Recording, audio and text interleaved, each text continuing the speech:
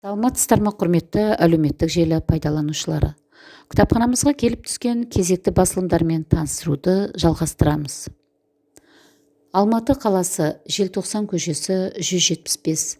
Қазақстан телерадио корпорациясының Алматы қалалық филиалына келдік. Мақсатымыз Қара шаңырақтың қазіргі директоры Жиреншина Сәуле Жәнібекқызынан сұхбат алу еді. Директор сұхбат беріп жатыр екен. Жоқ, мұны қарапайым халық жасай алмайды деген сөзін естідім. Қарапайым халық жасай алмас еді. Халық өзінің шерағасының Шерхан Мұртазаның бюстін шалқасынан түсіріп, басын жарып, Сағат Әшімбаевтың мұрнын сындыра алмас еді. Қарапайым халық телерадио құрылғалы бері сақталған алтын қорды жоюға әрекеттенбес еді. Бастысы халықтың көзін, құлағын, һәм тілін өз қолымен кеспес еді. Қабырғада ілінген асыл текті ардақтыларымыздың суреттері өртеніп кеткен, басқа мүліктер де балқып жарамсыз боп қалған. Сәуле Жәнібекқызы, сізге еске алу ауыр әрине. Бұл бәрімізді қынжылтады. Айтыңызшы, басбұзарлар мұнда қашан келді? Ол кезде ғимаратта кімдер болды? Қаңтардың 5-і сағат 16:00-дің шамасы. Іште 10 шақты қызметкер болғанбыз. Темір қақпаны сындырып, 20-30 адам басып кірген режим қызметі хабарлады. Келген топпен келіссөз жүргізу үшін сыртта шыққанымызда көп адамдары жиналып тұр екен. Бұлар аулаға басып кіргендері ғана, көшеде ине шаншар жері жоқ. Адамдарды санау мүмкін емес. Біз бәрін ғимараттың ішіне кіргізе алмайтынымызды айтып, 4-еуіне ғана рұқсат бердік. Талап тілектерін тыңдап, келісімге келуге ниеттендік. Мұнда билік өкілдерінің отырмайтын бәріне белгілі. Сонда олардың мақсаттары не болды? Тікелей эфир ұйымдастыруымызды талап етті. Дауыс зорайтқыштар сұрады. Оған мүмкіндігіміз келмейді дедік. Артынша үндеулерін жазып алуымызды, оны ұлттық арнада көрсетуімізді және елордаға жіберуімізді талап етті. Жазып алдық.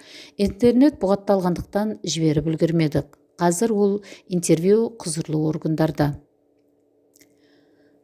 Шағылған ғимарат, жарылған бас атты мақаланы Қазақ әдебиеті газетінің 14 қаңтарда шыққан 1 санынан оқи аласыздар. Мемлекет басшысы Қасым-Жомарт Кемелұлы Тоқаев Нұр Отан партиясының кезектен тыс 21-ші съезіне бейнебайланыс режимінде қатысты.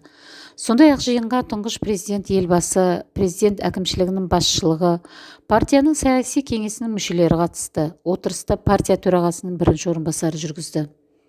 Елбасы Нұрсұлтан Назарбаевтың сөзінен және дауыс беру рәсімінен кейін Қазақстан президенті Қасым-Жомарт Кемелұлы Тоқаевты Нұр Отан партиясының төрағалығына сайлау туралы съез қаулысы қабылданды. Содан кейін мемлекет басшысы жиынға қатысушылар алдында сөз сөйледі. Қасым-Жомарт Тоқаев партияның жаңа көшбасшысы ретінде сөйлеген сөзінде партияны басқаруға ұсыныс жасағаны және қолдау көрсеткен үшін ризашылығын білдіріп, Нұр Отан партиясына төрағалық ету аса жауапты жұмыс екенін атап өтті.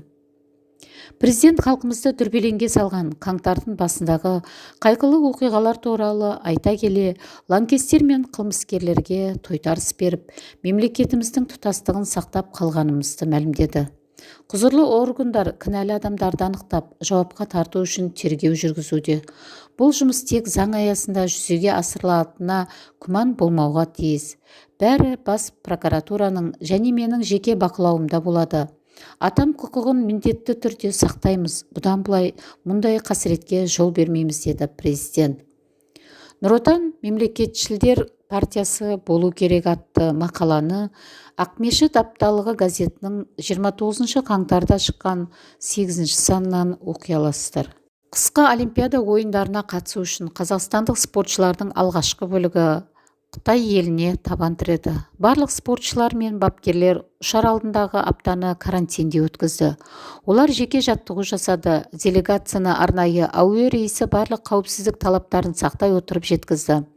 Аталған рейспен конькимен жүгіру, фристайл могу, шорт-трек, тау шаңғысы, шаңғымен тұғырдан секіру және шаңғы қоссайыстан ұлттық құрамалар келді.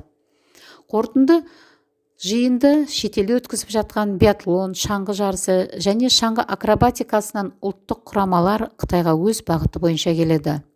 Біз үшін ең басты мәселе команданы жарыс өтетін жерге тез әрі қауіпсіз жеткізу.